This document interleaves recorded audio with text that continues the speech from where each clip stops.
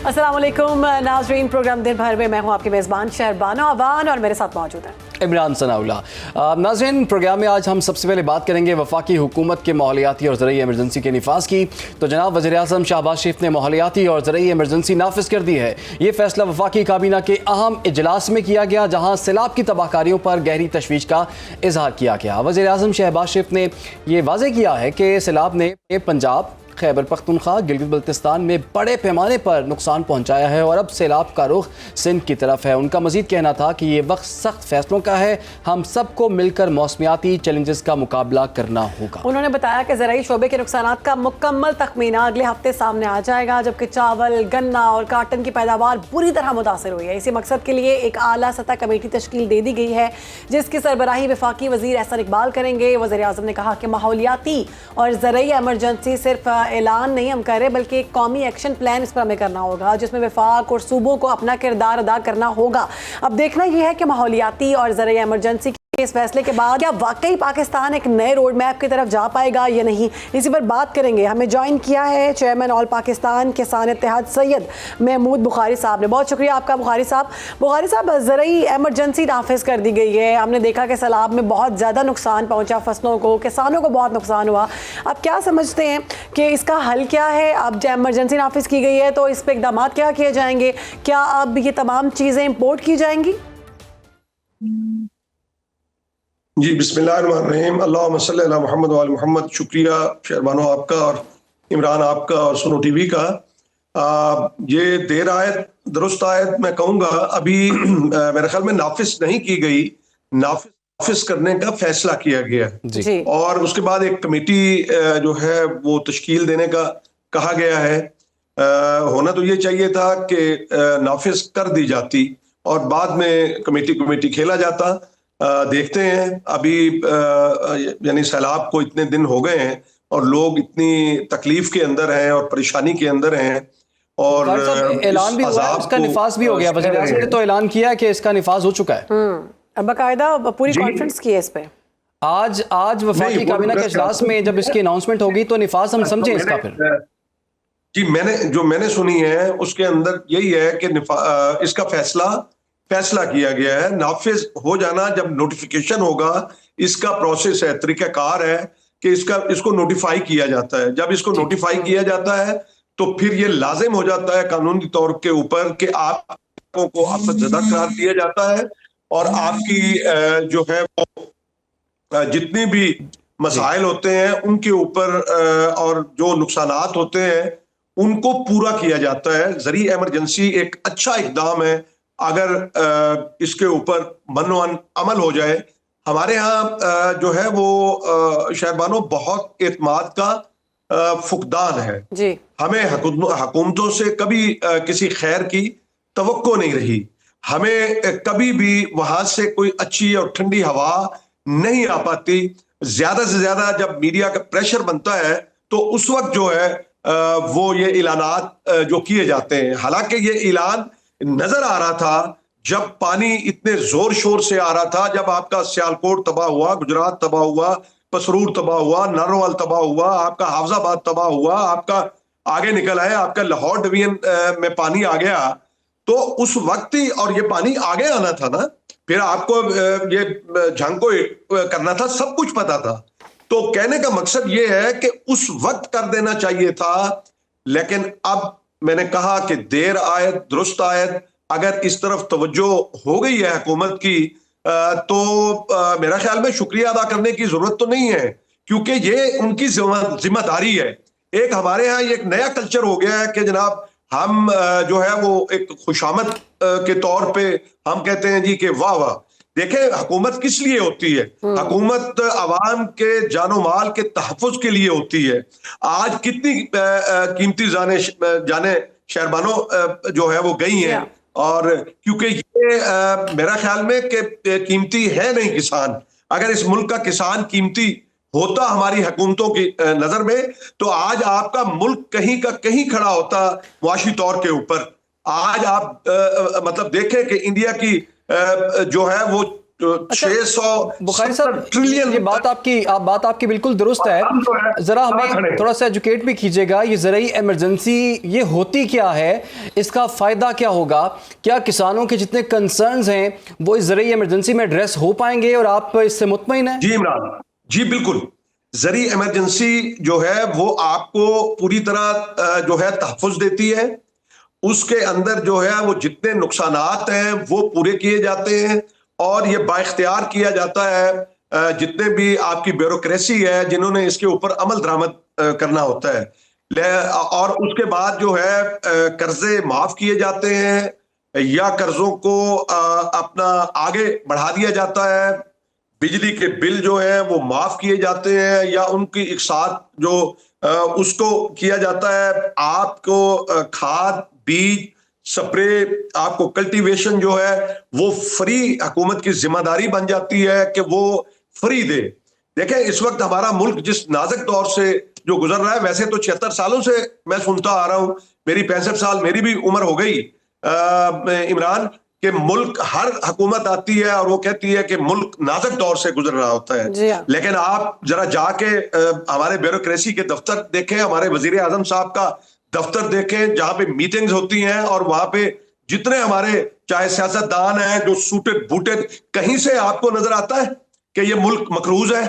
कि आज जो है वो 54,000 अरब से ज्यादा का जो मैं मकरूज हो गया हूं और ये इसी जो है कमजोर कौम ने अदा करने हैं। हमारे यहाँ संजीदगी का लेवल ये है कि ये आज से 15 दिन पहले जो है ये ऐलान सिर्फ ऐलान ही नहीं होना चाहिए था।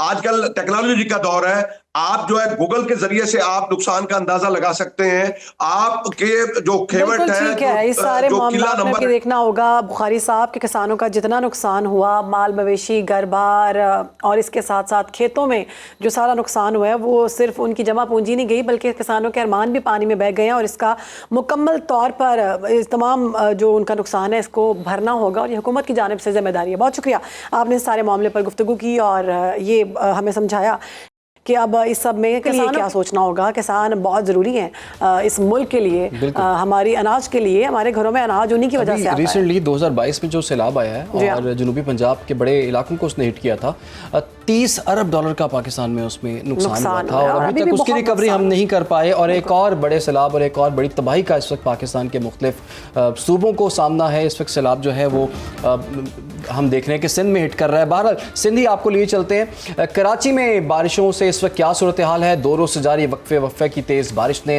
वहाँ पर तबाही मचा दी है। थड्डो डैम भरने के बाद लियारी और मलीर नदी बिफर गई हैं।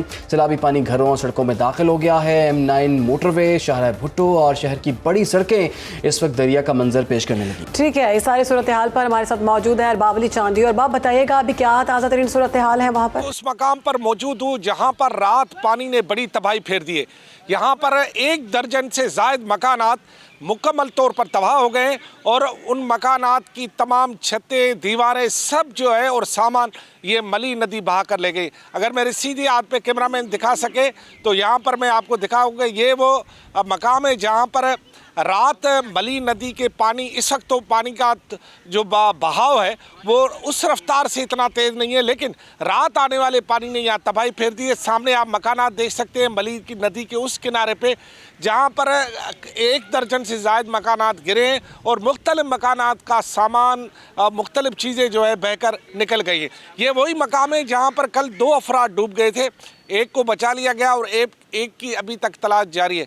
यहाँ पर मकामी लोग मौजूद हैं, हम उनसे बात करते हैं कि रात यहाँ क्या सूरत हाल थी। पानी नाजायज़ पानी आया था, रात 8:30 बजे तक पानी आया था, बहुत नाजायज़ पानी आया हुआ था। तो सामने घर देख रहे हो डूब गए, बराबर वाले मोहल्ले वाले उनको भी से पूरी रात नहीं सो पाए। पूरी रात इधर बंदे जागते रहे और हम लोगों गोट के जो चेयरमैन है वो सारे हम लोगों रात को साथ थे, तो लोगों ने पानी निकाला। ये सामने जो घर सारे तबाह हो गए, बहुत नाजायज़ घर, वहीं पे फैमिली निकाल ली, बाकी घर जिनके घर बने हुए थे सारे निकल गए और 2 अफराद भी कल उनमें से एक मर गया, एक बच गया। यहाँ पर आबादियाँ जो हैं वो इस वक्त गैर महफूज हैं और उनको चाहिए कि वो महफूज मकामात पर मुंतकिल हो जाएं। ठीक है, अरबाब अली चांडियो हमें तमाम सूरत हाल के हवाले से आगाह कर रहे थे। इस वक्त हमें ज्वाइन कर लिया है मौसमियाती माहिर हैं अमीर हैदर लगारी साहब, उनको प्रोग्राम में खुश आमदीद कहेंगे। इसके साथ साथ शुएब बर्नी भी हमारे साथ मौजूद हैं। अमीर लगारी साहब, आप ये बताइएगा, इस वक्त कराची में कितनी बारिश हो चुकी, मज़ीद कितनी बारिश हो सकती है, और हुकूमती लेवल पर क्या इस फोरकास्ट से बचा जा सकता है, क्या इंतजाम किए जा सकते हैं? देखिए, बिल्कुल पहला सवाल आपका है कि कितनी बारिश हो चुकी है। तो जो सबसे हाईएस्ट है वो 129 है, जो कल सुरजानी टाउन में बारिश हुई है। और इसके अलावा जो है 74 मिलीमीटर जो है 3 दिन की बारिश है DHA फेज 2 की। ठीक है जी। और इस तरह यूनिवर्सिटी की अगर बात करें तो ये 58 है 3 दिन की, 58.8 मिलीमीटर। तो ये बेसिकली सूरत हाल है। और गुलशन मेमार में जो है वो तकरीबन 109 मिलीमीटर .8 जो है वो पिछले 3 दिन से 8 तारीख से लेकर 10 तारीख तक हो जी। आगे जो है वो स्पेल तकरीबन ख़त्म हो चुका है। और इंशाल्लाह ये जो बकाया जाते हैं। अमीर हैदर लगारी साहब, ये कहिएगा, कल हमने रिपोर्ट किया था महकमा मौसमियात की जानिब से, ये कहा गया था कि 2 हैवी स्पेल जो हैं वो सिंध में शामिल हो रहे हैं, और हमने देखा कि रात भर बारिश रही। उसके बाद क्या सूरत हाल रही नदी नालों की? अभी आने वाले दिनों में सूरत हाल मज़ीद ख़राब होगी या फिर मानसून के इन स्पेल से जान छूट चुकी है सिंध की?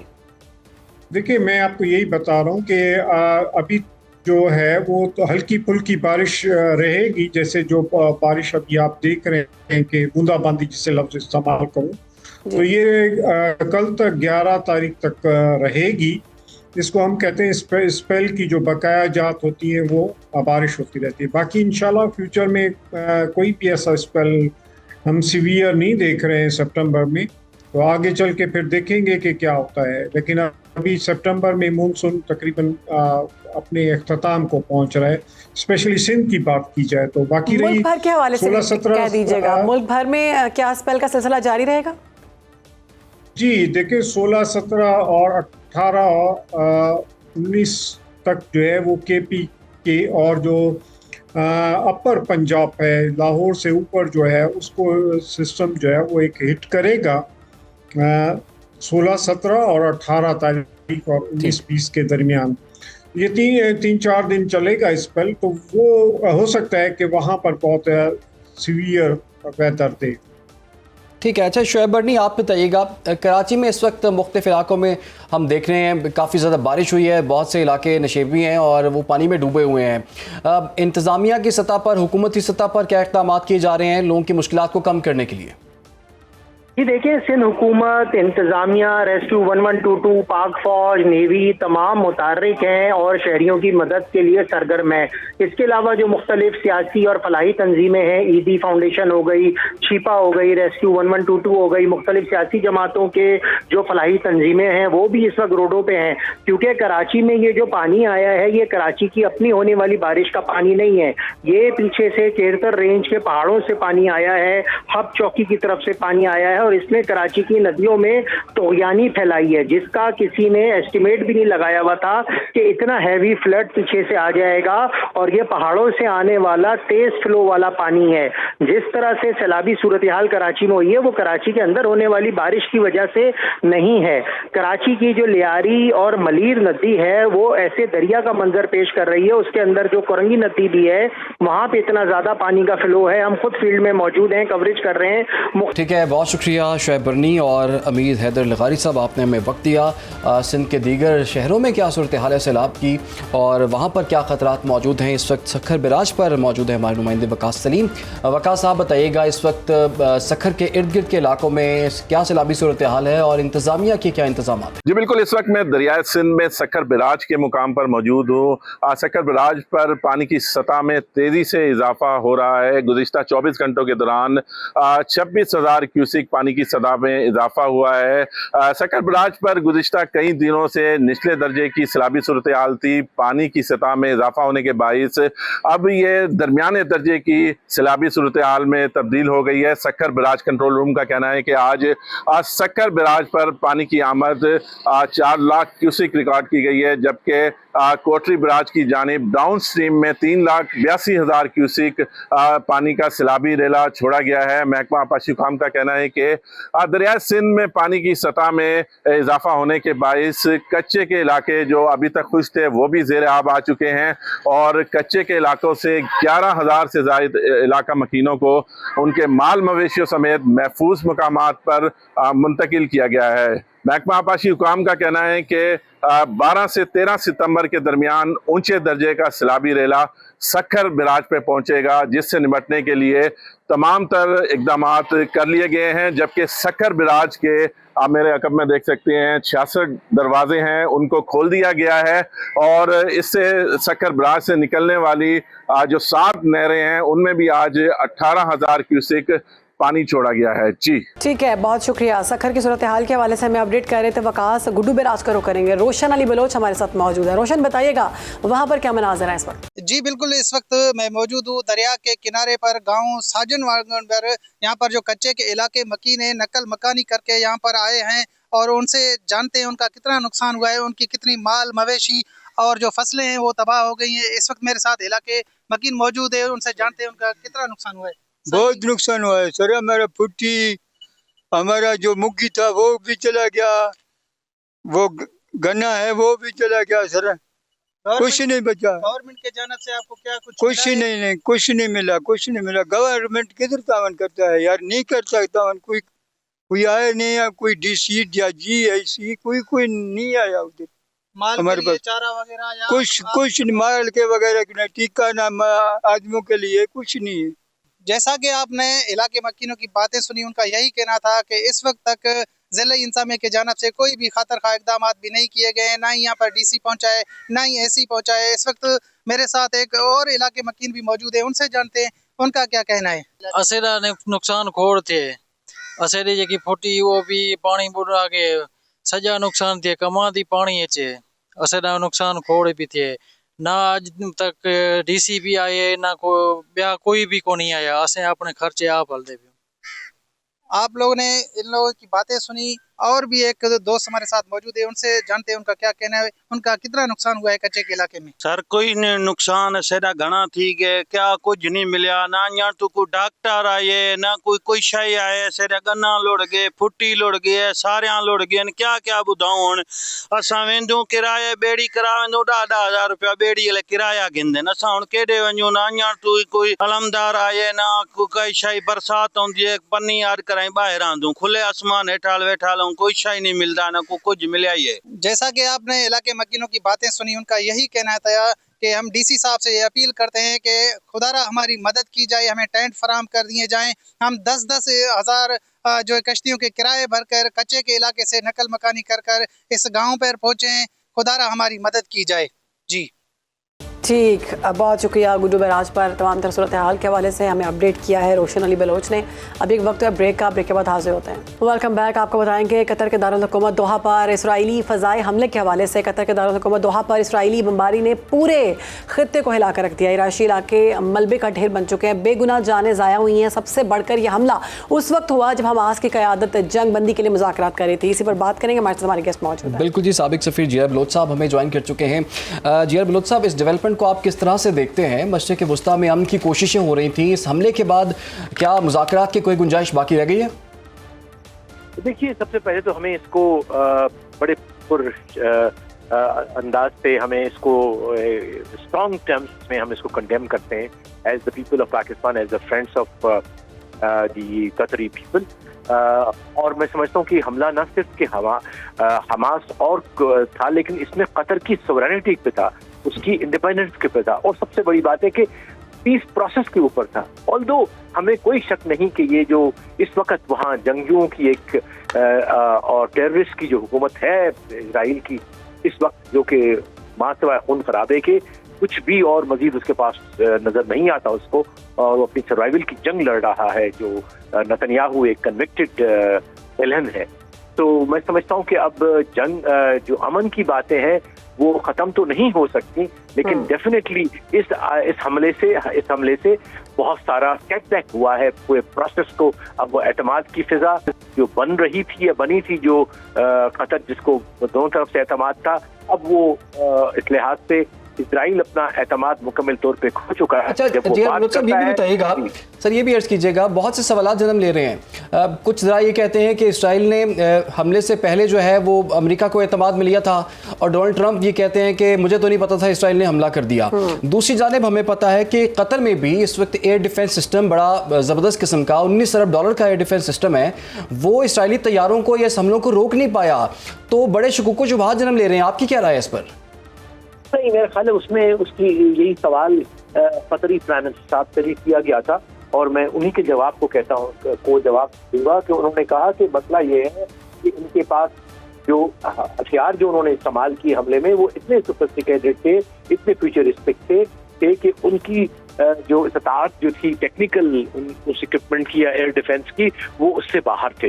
और हमें पता है कि फासला तो है नहीं, तो और they have all kind of technology जिससे वो अपने ये पूरा जो इस किस्म के जो एडवेंचर्स करते रहते हैं या खून खराबे की बातें करते हैं, उनके पास बहुत सारे वेपन्स हैं। तो मैं नहीं समझता कि कोई इसमें शक व शुबहा होना चाहिए कि खुदा न खास्ता का कोई एलिमेंट उसमें शामिल हो। बुलंद साहब, कतरी वज़ीर-ए-आज़म ने इसराइली जारहियत को खुली रियासती दहशतगर्दी और करार दिया। उन्होंने कहा ना सिर्फ मजम्मत करते हैं, हम इसका भरपूर जवाब भी देंगे और हम इस पर हरगिज़ चुप नहीं बैठेंगे, इसको नज़रअंदाज नहीं करेंगे। आप समझते हैं कि अब मामला जो है वो खतरनाक सूरत अख्तियार करेगा, जवाब आएगा इधर से?